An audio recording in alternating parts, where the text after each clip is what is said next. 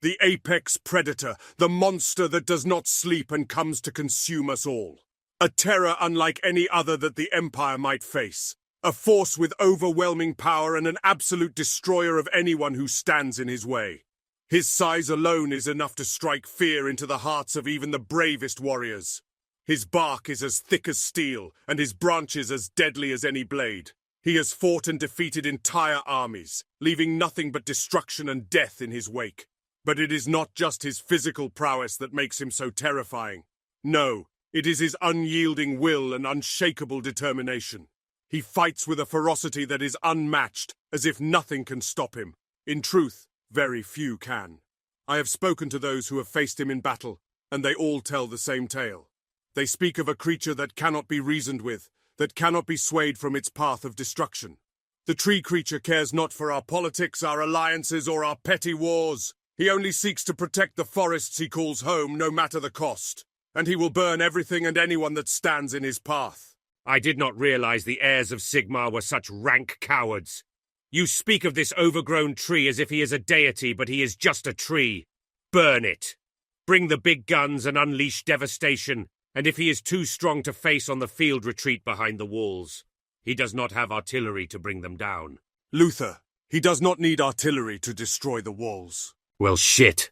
Welcome everyone, Christine here with my campaign overview guide for Durthu of the Wood Elves, the closest that you could consider to being an apex predator in this game. An incredibly good legendary lord with good faction effects, as well as an incredibly powerful army. Not quite as ridiculous of an army as Drika, but still really powerful, and of course we're talking about Durthu.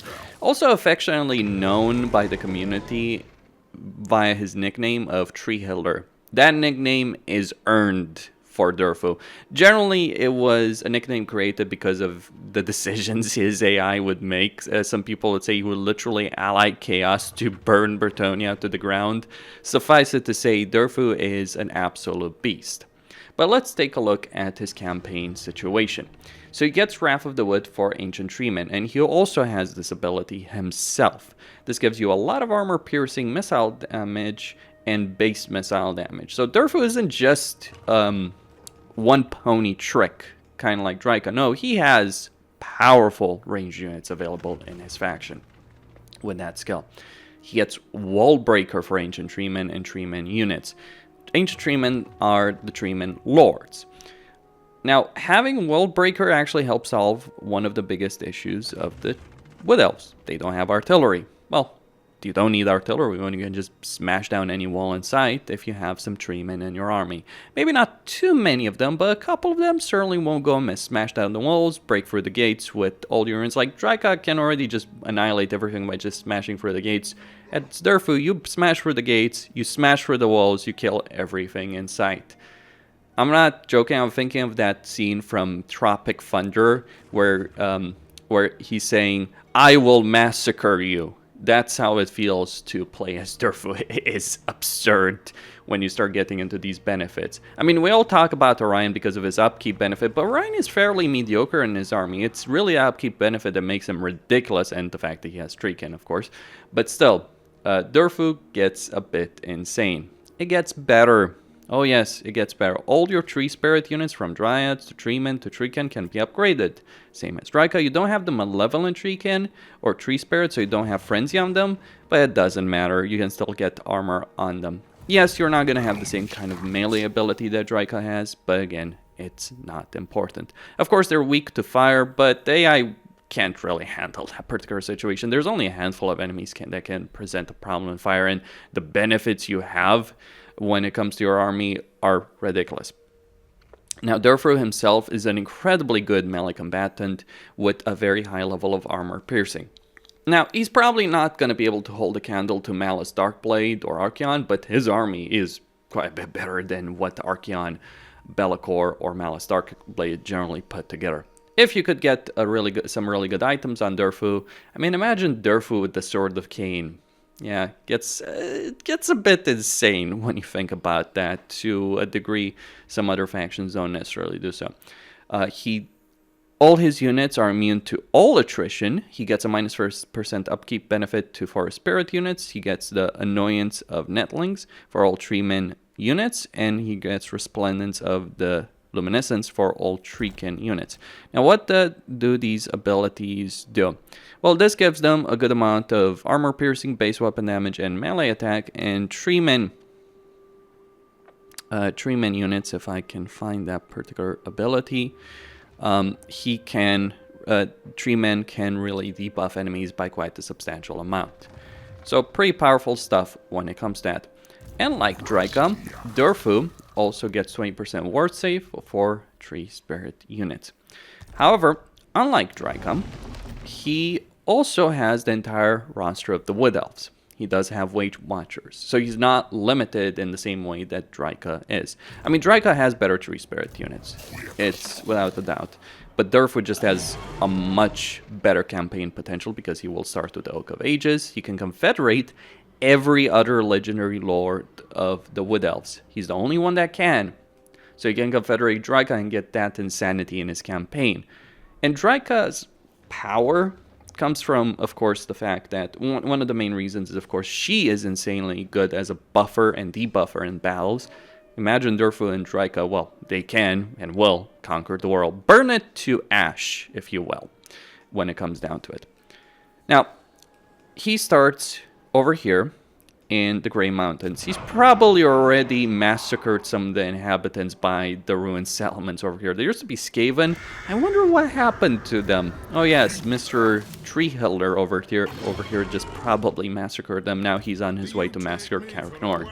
You can win this battle on turn 1. You might not be able to out-resolve it on any difficulty, given the fact you have a relatively small army, but if you think 2 Treekin units can't take the entire garrison of Karaknorn on their own, let alone Treekin with the tree men smashing down the walls and Durthu showing up, yeah, that's gonna happen.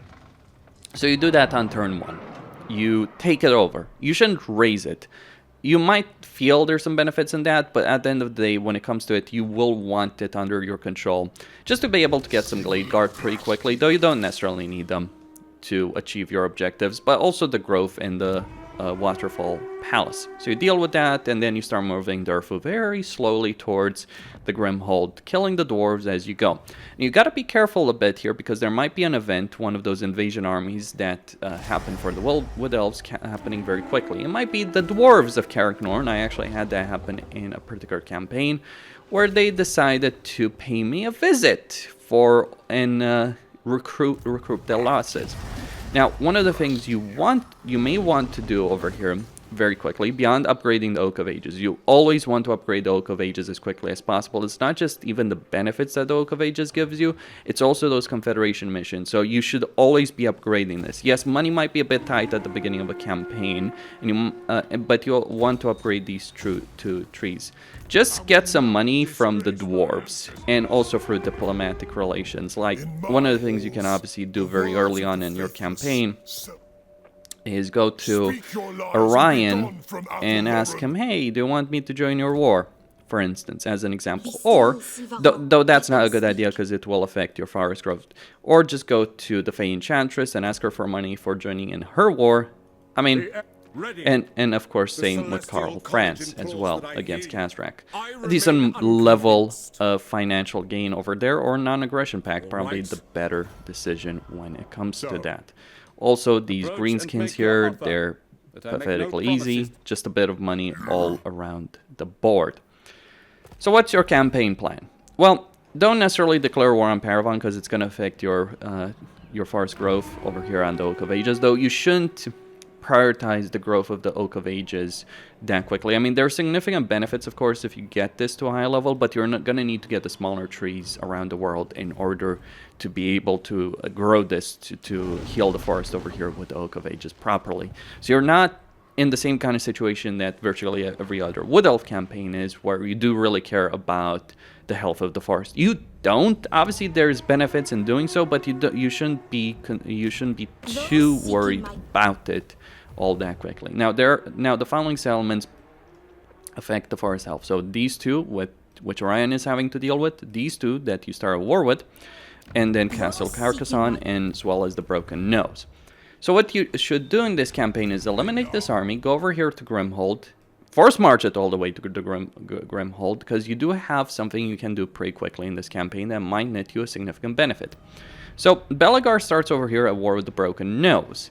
Now, Carcassor itself doesn't count for the forest health, only this element does. That's one of the reasons if you're playing Belegar, you keep seeing 3 Wood Elven armies coming for this element. They want to heal their precious damn forest, and they're scripted to do so. But one of the things you can do is take this element quickly and then underway here, and you might be able to beat Belegar to Carcassor. It's not a guarantee, however. If you're playing on a high difficulty, he probably will do it quicker, but you can still certainly start building those diplomatic relations with Belegar, and you want to do so. Of all the legendary lords in this area, it's not Ikicla that's the most powerful AI faction, or Sartosa. It's actually Belegar with all his heroes. In fact, Belegar can take Skaven by very, very, very quickly at the start of his campaign if you're playing him. So that's one of the ways you can start establishing diplomatic relations. Pretty simple, easy campaign path. Now, once you grow the oak to tier 2, you're going to get some missions. One is against the Greenskins, one is going to be against Bretonnia. So go massacre some Bretonians. You do see Castle Bastan over here, Aquitaine if they're still standing. Try and avoid the war with Lewin-Leoncoeur. It's not going to go down great. And the Fey Enchantress is, as some people have called her, she is the betrayer of Bretonnia, because she loves the Wood Elves. It's like, oh yeah, massacre the Wood Elves massacring Bretonians? We don't care. In fact, you might actually ignore Carcassor and just go help Orion over here. Though Orion is going to be pretty slow, especially when you play him, he starts here. But when he's played by the AI, he starts here. So you can actually move quickly enough with Durthu or with the secondary army, because you'll be gaining a decent amount of money for all of this. You shouldn't raise these settlements, by the way. Take them over and you can sell them later. Karl Franz will generally sell this particular settlement. Once he does, you can start selling Carrick Norn and Grimhold and get an alliance with him. And then, yeah, turn Durthu, the old Paravan. Sell those to Orion or the Fey Enchantress. The Fey Enchantress is actually the better choice in a lot of significant ways over here. Because you want to give her that territory, and then you want to deal with Bastan. So yeah, one against the Greenskins. I think Orion's, if I'm not mistaken. Like, there's also a mission that might require you to deal with some dwarves.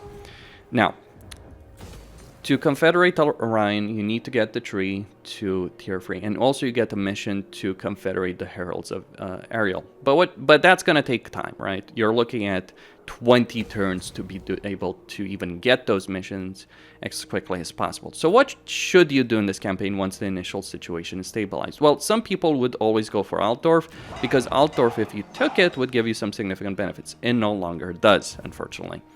One of the things you can do is march on Nuln, take it all over, and give it to Karl Franz and make him your most formidable military ally.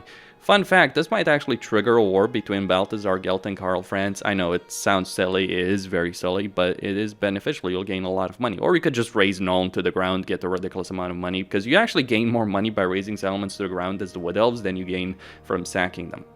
Though you should always sack settlements, even if you're going to give them to the AI, because they're always going to be tier 1.